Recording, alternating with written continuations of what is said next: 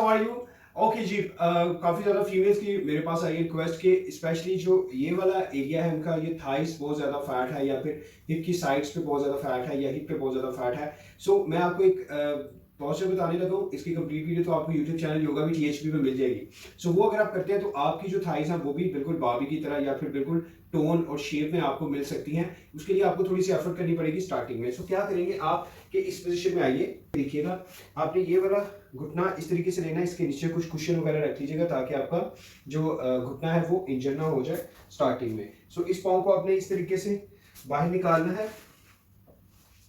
सो यहाँ पे आपने इसको स्ट्रेच देना है। आप फील करेंगे कि आपके यहाँ से लेके यहाँ तक पूरा आपको स्ट्रेच फील होगा। किस तरीके से? ये इस तरीके से आपका स्ट्रेच आएगा। सो आप देख रहे हैं कि ये पूरी साइड आपकी ये इस तरीके से खुल जाएगी। सो यहाँ पे जो आपका फैट होगा ये टोन होना शुरू हो जाएगा। इनर थाई पे जो फैट है, साइड पे फैट है, हिप पे जो फैट है, सो आप इस पोजीशन में या तो आप इसको इस तरीके से स्ट्रेच कर सकते हैं। अगर आप समझते हैं मुश्किल है तो फिर आप इस पोजीशन में कम से कम 5 सेकंड से फिर आहिस्ता आहिस्ता बढ़ाते बढ़ाते इसको 15 सेकंड तक, 10 सेकंड तक, 20 सेकंड, जहां तक आप लेके आ सकते हैं।